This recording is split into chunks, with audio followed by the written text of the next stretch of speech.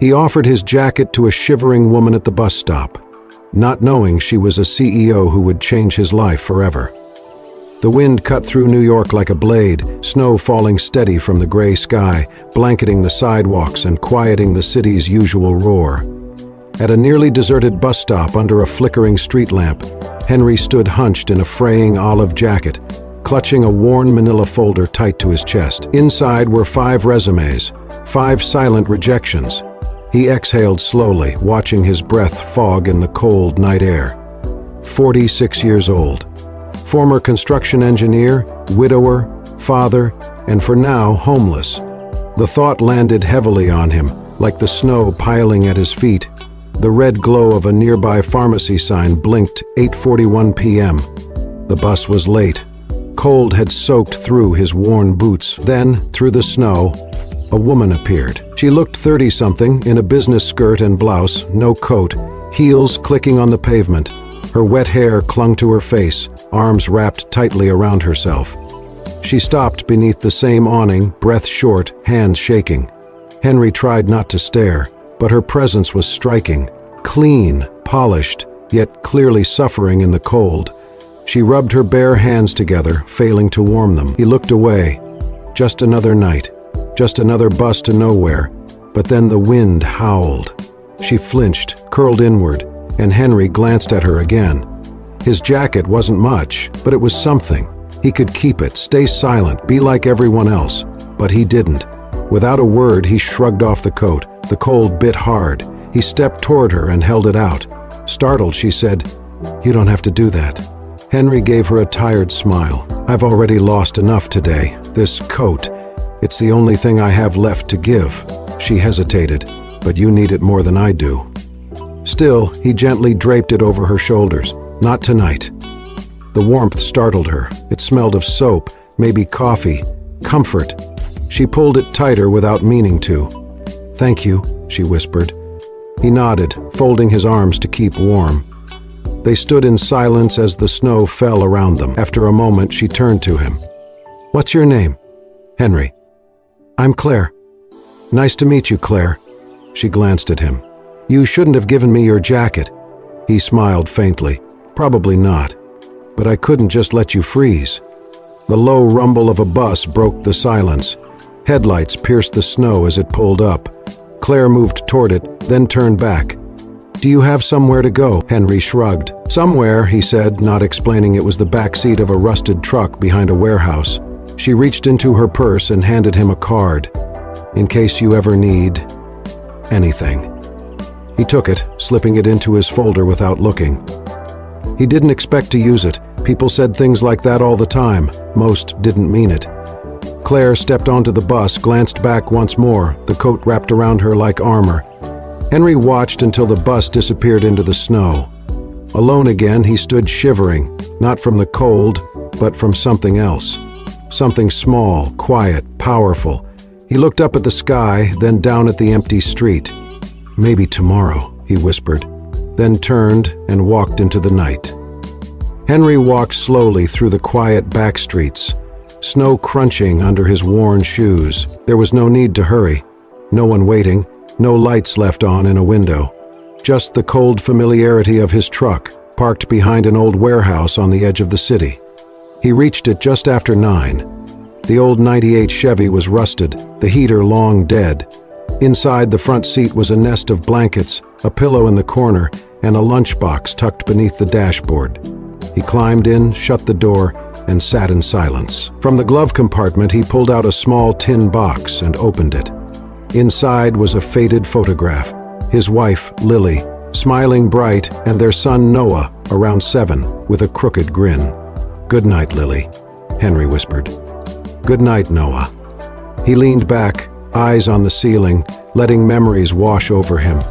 He had once been Henry Miles' structural engineer. He built things.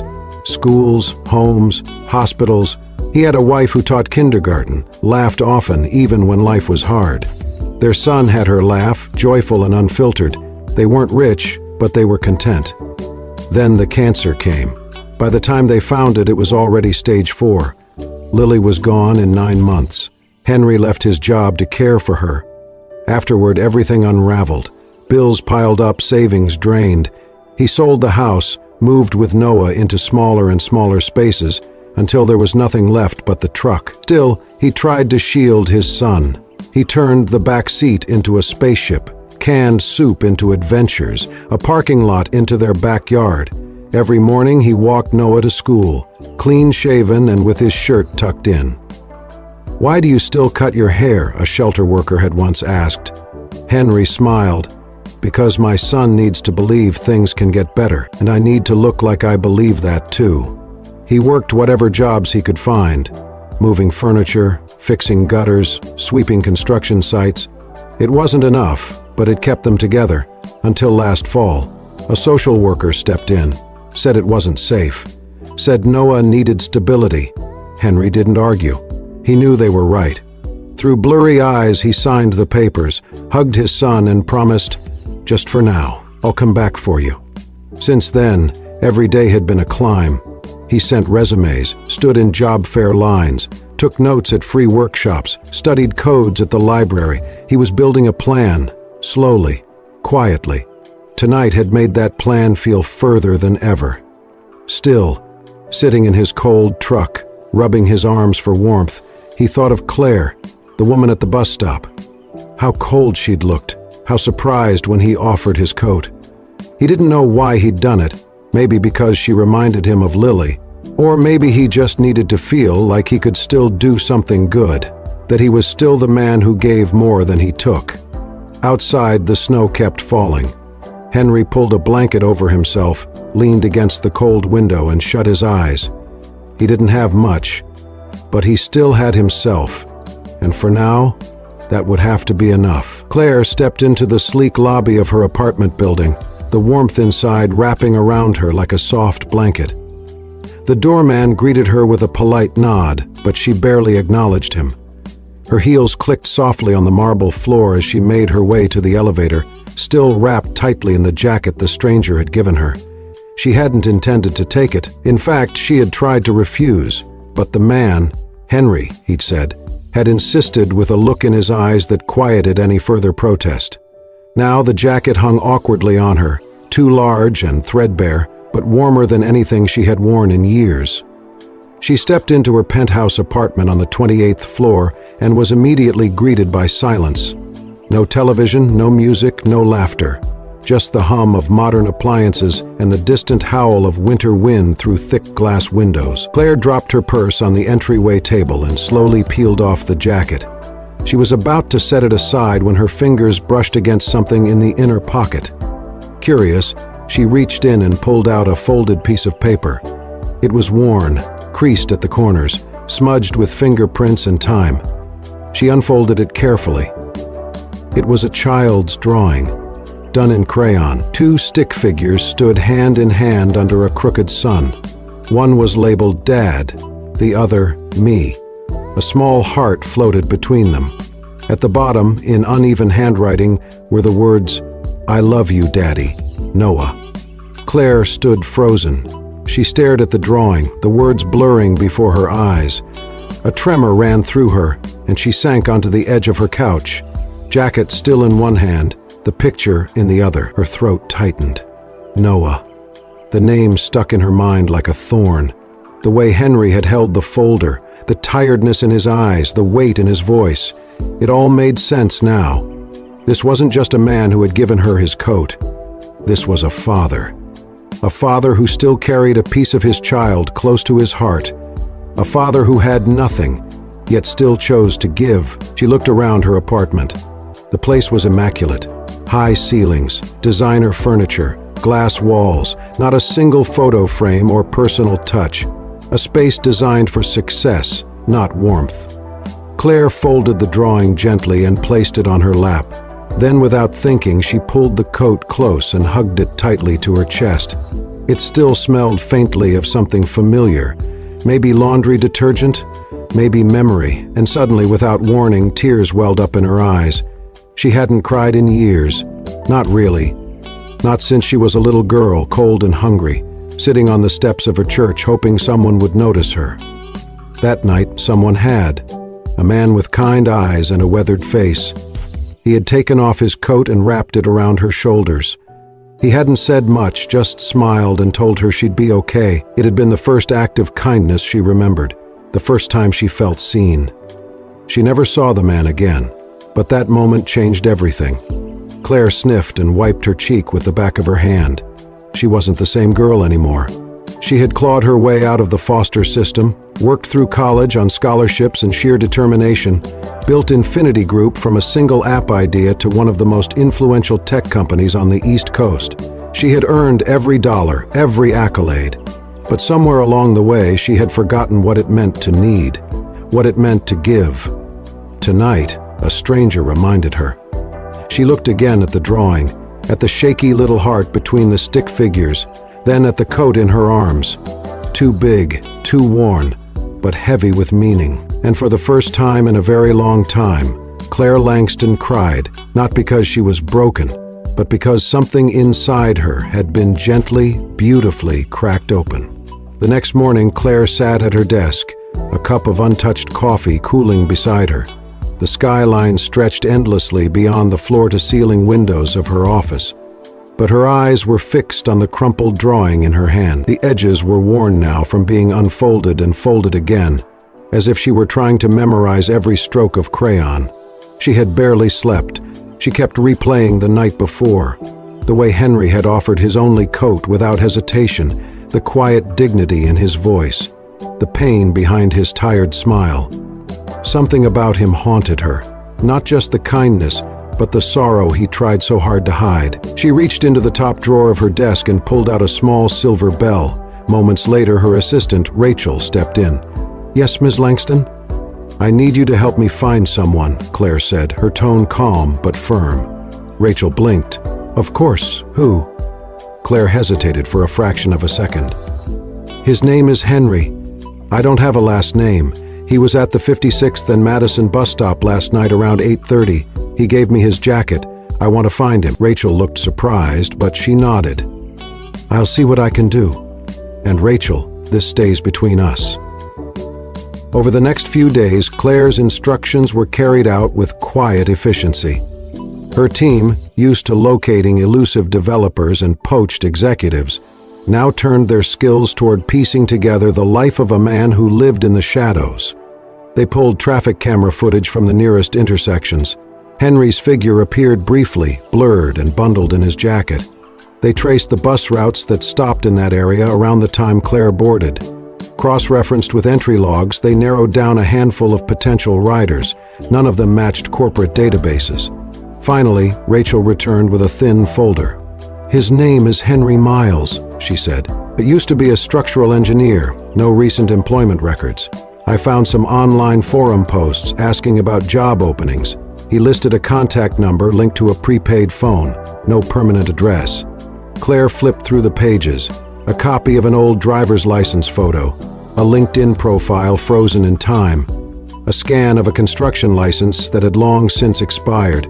No arrest records, no scandals, just absence. Claire closed the folder.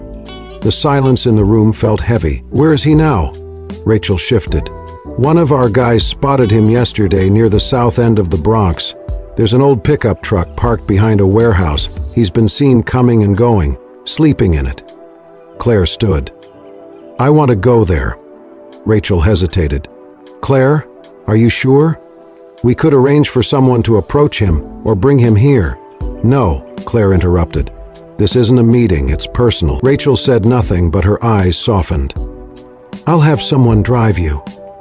An hour later, Claire sat in the back seat of a black sedan as it wove its way through streets far removed from boardrooms and glass towers.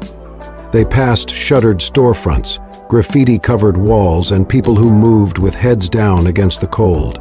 The driver pulled up near the warehouse. Claire saw it immediately. The old Chevy tucked into the shadows, snow piled up around its tires. It looked like it hadn't moved in days. She stepped out into the chill. The air smelled like rust and damp concrete. Her heels crunched softly on the gravel as she walked slowly toward the truck. Through the windshield, she could just make out a figure in the front seat. As she got closer, the door creaked open. Henry stepped out, blinking in the daylight. He looked at her with confusion at first, then recognition. His expression shifted. Puzzlement, caution, then something like embarrassment. "Claire?" he said, his voice rough with sleep and surprise. She offered a small, uncertain smile. "Hi, Henry." He looked down at himself, at his wrinkled clothes, the snow-dusted boots, the truck behind him. "What are you doing here?" "I came to find you," she said simply. He frowned, crossing his arms. "Why?" She hesitated. "Because I couldn't stop thinking about what you did, about the kind of person who gives his only coat to a stranger." Henry gave a bitter laugh. "You didn't have to track me down for that. A thank you card would have done the job." "It's not about thanks," she said. "It's about not letting something good disappear without being seen." For a long moment they stood in silence. Two people from different worlds, brought together by an unlikely act in a bitter wind. Henry finally exhaled. "You came all this way, just for that?" Claire nodded. "Yes, and maybe something more." The next time Claire saw Henry, he was bent over a stack of cinder blocks at a construction site on the edge of Queens. She had waited in her car for 20 minutes, watching from a distance as he moved steadily, silently, hauling, stacking, lifting, in the biting cold, with the quiet resolve of a man used to being overlooked. He wore a worn flannel shirt, the sleeves rolled to his forearms despite the chill, and his breath puffed out in visible clouds. His hands were calloused, nails dirty, but his movements were precise, efficient, purposeful. When he took his break and sat on a low wall with a plastic water bottle in hand, Claire stepped out of the car and walked toward him. Henry looked up and did a double take. He stood quickly, brushing dust from his pants. "Claire?" "Hi again," she said, her smile small, genuine. "What are you doing here?" She handed him a cup of coffee she'd brought with her. "Thought you might like something warm." He took it hesitantly, his eyes searching hers. "You really didn't have to." "I know, but I wanted to." They stood in silence for a beat before she added, "Would you come with me, just for a bit? I'd like to show you something." Henry looked down at his work boots, then back at the foreman in the distance. "I've still got a few hours on shift." "I already spoke to him," Claire said. "Told him you had an interview." His brows raised. "I don't have an interview." "You do now," she replied. Henry let out a short laugh, more surprised than amused. "Okay, let's see what this is about." They drove in silence. Henry glanced out the window, fidgeting occasionally, conscious of his appearance. Dusty jeans, rough hands, the faint trace of sweat on his collar. Claire didn't seem to notice. When they arrived at Infinity Group's downtown headquarters, Henry hesitated in the marble-floored lobby, eyeing the massive glass walls, the polished chrome, the endless buzz of people in suits. "I don't belong here," he said under his breath. Claire turned to him. "Just come upstairs." They entered a private conference room with floor-to-ceiling windows that overlooked the skyline. Claire offered him a seat, then closed the door and sat across from him. Henry cleared his throat. "So, what's all this about? Returning the coat?" Claire shook her head. "No, this isn't about the coat. I kept that. It's mine now." Henry blinked. "Okay." She leaned forward. "I didn't come to thank you. I came because you made me remember something I forgot. A version of myself I had buried under years of boardrooms and deadlines. You reminded me that real change doesn't always start with innovation or strategy. Sometimes it starts with kindness." Henry looked down. "Claire, I'm just a guy trying to survive. And that's exactly why I brought you here." She slid a folder across the table to him. Inside was a job proposal, a contract, a new position, Cultural and Human Values Advisor. Henry frowned as he flipped through the pages. "What is this?" "It's a new role, one I created. Someone who sits in on department decisions, training programs, development discussions, not to talk numbers or strategy, but people, values, compassion. You'd share your experiences, help shape the heart of this company." Henry laughed awkwardly, shaking his head. "Claire, look at me. I don't have a degree in psychology. I didn't graduate from Harvard. I sleep in a truck. You were an engineer. I haven't built anything in years." "You built a moment I'll never forget," Claire said softly. Henry looked away, overwhelmed. "This isn't charity," she continued. "This is a role only you can fill. You know what it's like to be invisible, to be passed over, and yet you stopped in the cold and gave your only coat to a stranger. That tells me more about leadership than any resume ever could." He opened his mouth, closed it, struggled for words. "I'm not qualified," he said finally, voice low. Claire leaned forward, her gaze unwavering. "You don't need a degree to teach people how to care, because you live it every day." Claire looked directly into his eyes and said, "You don't need credentials to teach people how to be kind, because you've lived it. And that's more powerful than anything you'll ever put on paper." Henry's throat tightened. He stared down at the proposal, then back at her. And for the first time in years, he felt something flicker inside him. Not fear, not defeat, but hope. Raw, unfamiliar, terrifying. Hope. Henry sat alone on the bench outside the towering office building, the job proposal resting unread in his lap. His fingers ran along the edges of the folder, but his eyes stared off into the busy street, unfocused. He couldn't do it. It wasn't that he didn't want to. Somewhere deep down, he did. But fear gripped him, tight and familiar, the kind that whispered cruel things late at night. "She's just being nice. This isn't real. You'll mess it up. You always do." The offer felt like a trap wrapped in kindness, and Henry, who had spent years learning to distrust anything that seemed too good to be true, couldn't shake the weight of doubt. He didn't see Claire step out of the building and walk toward him until she sat beside him in silence. "You haven't opened it," she said softly. Henry gave a dry chuckle. "Didn't think I needed to. I already know how this ends." Claire tilted her head. "How?" "Someone like me doesn't end up in a place like this.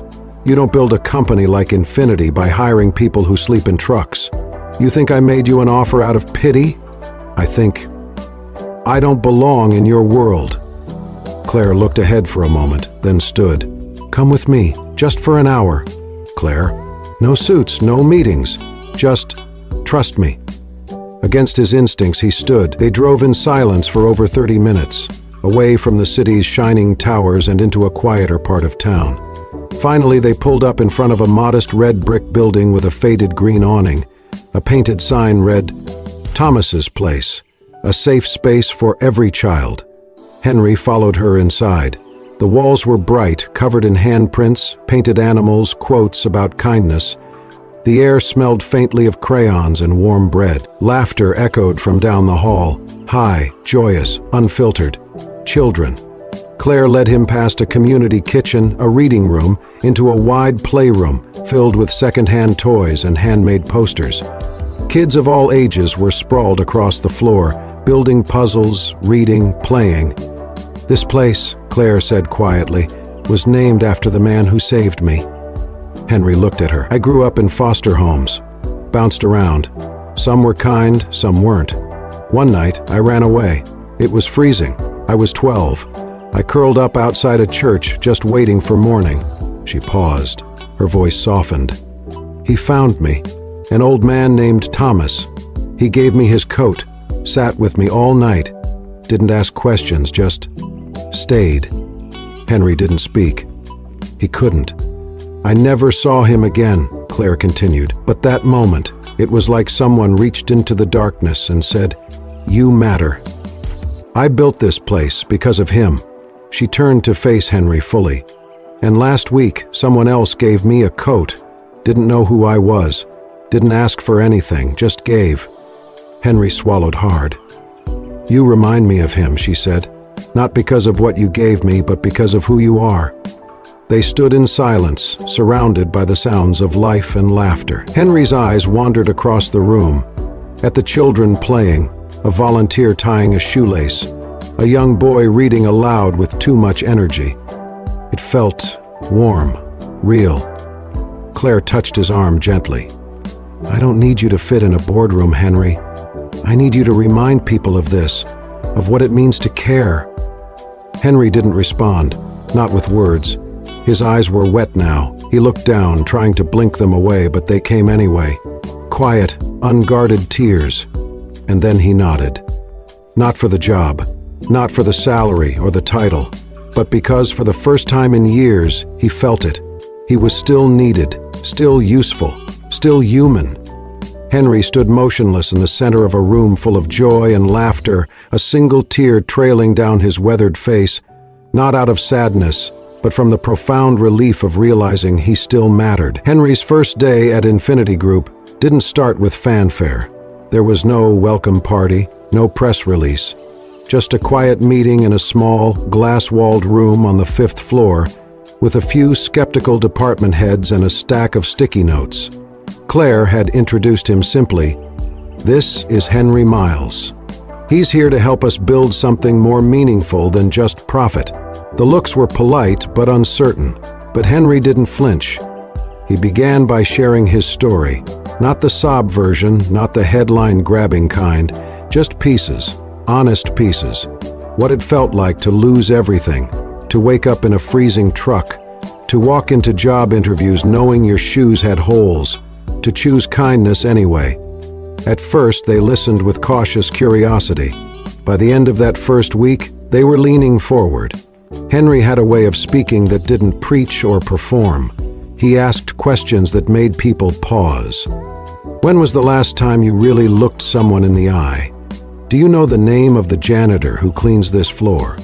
What would you do if you saw someone crying in the break room?" He didn't come in with charts or data. He came in with empathy.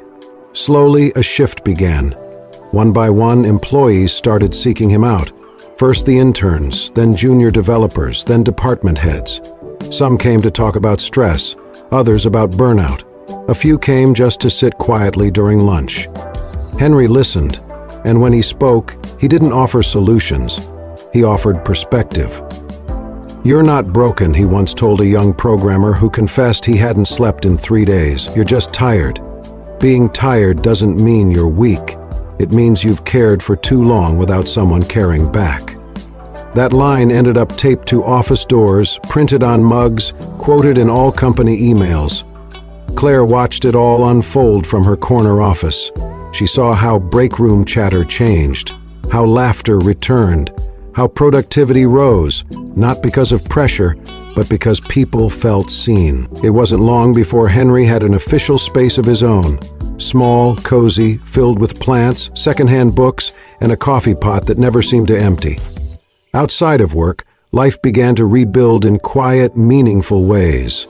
With Claire's help and a small housing stipend from the company, Henry was able to put a down payment on a modest one-bedroom house on the edge of Brooklyn.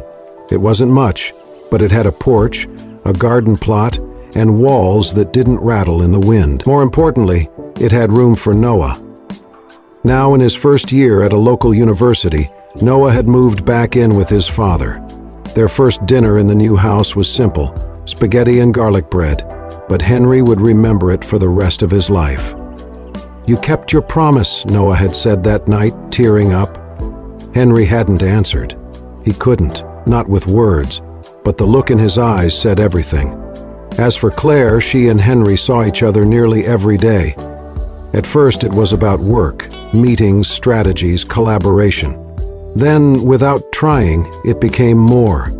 They started eating lunch together, then walking to the subway together. Then weekend coffees turned into evenings spent watching old movies, talking about everything and nothing. It wasn't dramatic, it wasn't fast, it just happened. They were two people who had spent years building armor around themselves, only to find comfort in the quiet company of someone who didn't ask for anything but presence. One late afternoon, as they stood on the rooftop of the building, watching the sunset behind the skyline, Claire said softly, "You've changed this place, Henry." He chuckled. "No, I just reminded them what they already knew." She looked at him. "And reminded me too." Henry had just finished a workshop on resilience when a young man lingered after everyone else had left. He looked no older than 22, skinny, pale, eyes ringed with sleeplessness. "I just wanted to say something," he said, voice shaking. "Last month I was going to quit. Everything. Life, I mean. I was done. But then I heard you speak, and it stopped me." Henry stood still, heart pounding. "You said something about how people don't need to be fixed. They just need to be heard." No one had ever said that to me before. It felt like like someone finally saw me. The young man swallowed hard. If it weren't for you, I don't think I'd be here. Henry's chest tightened. He stepped forward and placed a hand on the young man's shoulder. I'm really glad you are. After the young man left, Henry sat down in his chair, the room suddenly quiet, the words echoing in his mind. He had once wondered if he'd ever matter again. Now he had his answer. The atrium of Infinity Group had never looked like this before. Gone were the banners of quarterly achievements and product launches. In their place hung soft white drapes, strings of warm lights, and a massive sign that read in elegant lettering, One Kindness Day. Employees stood shoulder to shoulder, dressed in their best, not for business, but for something far more meaningful. On the center stage, Claire Langston stepped up to the podium, her eyes sweeping across the room. This day isn't about metrics, she began. It's about moments. The room quieted. A year ago, I was standing at a bus stop in the freezing cold, alone, tired, and more lost than I realized. And then a man whom I had never met did something no one else had that night. He gave me his coat. A murmur of recognition stirred through the crowd. Claire smiled softly. It was old, worn, but it was everything, because it reminded me that kindness, real kindness, doesn't wait until it's convenient. It shows up when the world least expects it. She turned to the easel beside her and removed the cloth draped over it. There, behind a glass frame, was the very same coat, frayed at the sleeves, faded from years of use, but preserved like something sacred. Beneath it, engraved on a bronze plaque, read the words, One small act of kindness can rewrite a life. Claire's voice wavered slightly. That act didn't just change my night, it changed the course of my life. And today we honor not just that moment, but the man who made it possible. She turned toward the edge of the stage. Henry, will you come up here? Henry stood slowly from his seat. Dressed in a simple suit, borrowed from a friend but pressed with care, he made his way through the applause. His face, still lined with time and hardship, now carried something lighter, something peaceful. He stepped up beside her. Claire reached into her pocket and pulled out a small envelope. This belongs to you, she said. Henry opened it. Inside was the title deed to his new house, stamped and official. Gasps echoed through the crowd. Claire leaned in with a smile. No more sleeping in trucks. The room erupted in applause once again, but Henry held up a hand. I actually have something too, he said, reaching slowly into his jacket pocket. From it he pulled out a small box, simple, worn, clearly held onto for some time. He looked at Claire, heart pounding.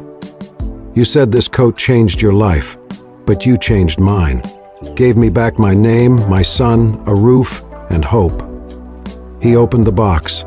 Inside was a silver ring, not flashy, but shining quietly under the lights. I kept it in the pocket, he said, voice trembling, because if there's anything more valuable than this coat, it's you.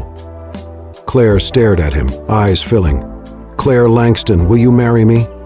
A beat of stillness, then she laughed. A soft, choked, beautiful sound, and nodded through tears. Yes, of course yes.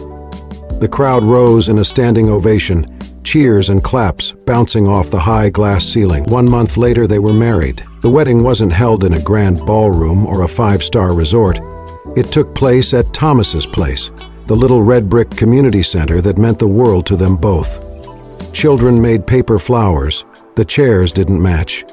The cake was baked by one of the interns from Henry's mentorship program, but the room glowed with something money couldn't buy. Claire wore a simple white dress, her hair loose. Henry once again wore that same suit. Noah stood at his side as best man. The guests were volunteers, co-workers, people from shelters, and dozens of young employees who once sat in Henry's tiny office searching for purpose. During the vows, Claire held Henry's hands and looked into his eyes. Once you gave me a coat, she said, her voice clear and sure. Tonight, I give you my whole life. Her words fell over the room like sunlight through a stained glass window. Soft, radiant, unforgettable. Henry couldn't speak. He just nodded, tears slipping down his cheeks as the crowd around them dabbed at their eyes. Laughter followed, music played. The reception spilled out into the courtyard, where children ran barefoot and strings of fairy lights danced in the twilight. Someone snapped a photo. Henry and Claire stood beneath the sign of Thomas's place, side by side, her head on his shoulder, his arm around her, and beside them on an easel stood the old coat. Silent, worn, and now immortalized. That image would go on to circulate online, shared, reposted, and talked about. A symbol not just of second chances, but of how something as simple as kindness could reach into the cold and rewrite everything. Sometimes, the smallest gesture, a coat, a smile, a kind word, can echo further than we ever imagine. Henry didn't have much, but he gave what he could. And in return, he didn't just change Claire's life, he found love, purpose, and a new beginning. Their story reminds us all, kindness doesn't require perfection, just presence, just heart. If this story touched you, if it reminded you that hope still lives in unexpected places, please like, share, and subscribe to Soul-Stirring Stories. Here, we tell the tales that warm the heart, restore your faith in humanity, and remind us what truly matters. Until next time, stay kind and keep believing.